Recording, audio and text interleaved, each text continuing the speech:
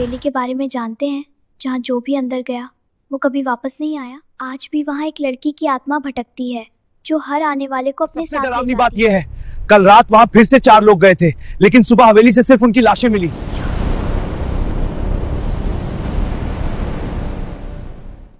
रात के ठीक 12 बजे थे। गांव के बाहर खड़ी वो पुरानी हवेली आज भी लोगों के दिलों में डर पैदा करती थी। कहते हैं कि जो भी उस हवेली के अंदर गया वो कभी वापस नहीं आया। हवेली करीब 200 साल पुरानी थी। उसके दरवाजे टूटे हुए थे, खिड़कियां आधी खुली रहती थीं और दीवारों पर अजीब अजीब निशान बने हुए थे। गांव वाले उसे शापित हवेली कहते थे। कहानी बहुत पुरानी है। उस हवेली में एक ज़मींदार रहता था जिसका नाम वीरेंद्र सिंह था। वो बहुत क्रूर इंसान था और गरीब लोगों पर अत्याचार करता था। एक दिन उसने एक गरीब लड़की को ज़बरदस्ती हवेली में कैद कर लिया। लड़की कई दिनों तक रोती रही, मदद मांगती रही, लेकिन कोई उसे बचाने नहीं आया। आखिर एक रात वो लड़की वहीं मर गई। मरते समय उसने हवेली को श्राप दिया कि ये जगह कभी शांत नहीं होगी और यहाँ आने वाला हर इंसान बर्बाद हो जाएगा। उस दिन के बाद हवेली में अजीब घटनाएं होने लगीं।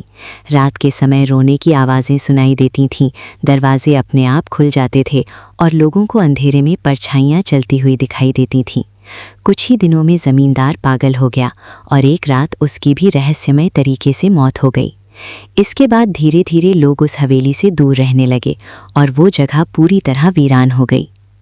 कई सालों बाद 4 दोस्त राहुल, अमन, पूजा और नेहा घूमने के लिए उस गांव में आए। उन्हें उस हवेली के बारे में पता चला। राहुल को रोमांच पसंद था। उसने कहा कि चलो हवेली के अंदर चलते हैं, मज़ा आएगा। गांव वालों ने उन्हें बहुत मना किया और कहा कि वहां जाना ठीक नहीं है, लेकिन चारों ने उनकी बात नहीं मानी। शाम होते होते वे चारों हवेली के सामने खड़े थे। चारों तरफ सन्नाटा था और हवा तेज चल रही थी। जैसे ही उन्होंने दरवाज़ा खोला, वो चूं की आवाज़ के साथ धीरे धीरे खुला। अंदर घना अंधेरा था। उन्होंने अपनी टॉर्च चलाई और अंदर कदम रखा। अंदर का माहौल बहुत डरावना था। जगह जगह जाले लगे थे, फर्नीचर टूटा हुआ था और हवा बहुत ठंडी थी। नेहा को अजीब सा महसूस होने लगा। उसने कहा कि मुझे यहाँ अच्छा नहीं लग रहा, हमें वापस चलना चाहिए। लेकिन राहुल ने हंसते हुए कहा कि डरने की कोई बात नहीं है। तभी अचानक ऊपर से कदमों की आवाज़ आई, ठक ठक ठक। सब चौंक गए। अमन ने कहा कि कोई ऊपर है। चारों धीरे धीरे सीढ़ियों की तरफ बढ़े और ऊपर गए, लेकिन वहाँ कोई नहीं था। ऊपर एक कमरे में उन्हें एक पुराना आईना दिखाई दिया। पूजा ने जैसे ही उस आईने में देखा, वो जोर से चीख पड़ी। उसने कहा कि उसके पीछे कोई खड़ा है। बाकी सबने पीछे देखा, लेकिन वहाँ कोई नहीं था। तभी अचानक कमरे का दरवाज़ा जोर से बंद हो गया। चारों अंदर फंस गए। बाहर से किसी के रोने की आवाज़ आने लगी। कमरे में अचानक ठंड बढ़ गई और हवा भारी लगने लगी। धीरे धीरे उनके सामने एक लड़की की परछाई बनने लगी। वो वही लड़की थी जिसकी मौत सालों पहले हुई थी। उसके लंबे बाल थे, आंखें पूरी तरह काली थीं और चेहरा डरावना था। वो धीमी आवाज़ में बोली कि अब तुम भी यहाँ से कभी नहीं जा पाओगे। राहुल ने दरवाज़ा खोलने की बहुत कोशिश की, लेकिन दरवाज़ा नहीं खुला। तभी अचानक नेहा गायब हो गई। किसी को समझ ही नहीं आया कि वो कहाँ चली गई। अगले ही पल हवेली में उसकी चीख गूंज उठी। अब तीनों बुरी तरह डर चुके थे। वे भागते भागते नीचे आए और उन्हें एक गुप्त रास्ता मिला जो तहखाने की ओर जा रहा था। मजबूरी में वे नीचे उतर गए। तहखाना बहुत अंधेरा था और वहाँ चारों तरफ हड्डियाँ पड़ी थीं। दीवारों पर खून के निशान बने हुए थे। एक दीवार पर खून से लिखा था, यहाँ हर कोई मरेगा। अचानक अमन भी गायब हो गया। अब सिर्फ राहुल और पूजा बचे थे। पूजा रोने लगी और कहने लगी कि हमसे गलती हो गई, हमें यहाँ नहीं आना चाहिए था। तभी अचानक पूजा भी हवा में खींचती हुई गायब हो गई। अब हवेली में सिर्फ राहुल अकेला रह गया था। राहुल बुरी तरह डर गया था। वो भागने की कोशिश कर रहा था, लेकिन हर रास्ता बंद हो चुका था। तभी उसके सामने वही लड़की आकर खड़ी हो गई।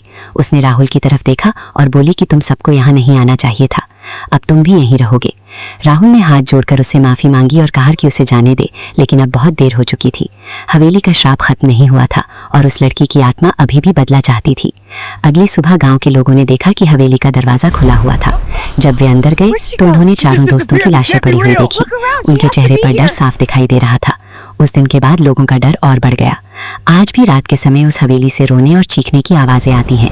कभी कभी कोई परछाई खिड़की के पास खड़ी दिखाई देती है। गांव वाले आज भी कहते हैं कि उस हवेली के पास मत जाना, क्योंकि शायद अगला नंबर आपका हो सकता है। अगर आपको ये डरावनी कहानी पसंद आई हो तो वीडियो को लाइक करो। खतरनाक किस्से सुनने के लिए चैनल को सब्सक्राइब करना मत भूलना, क्योंकि अगली कहानी और भी ज्यादा डरावनी होने वाली है।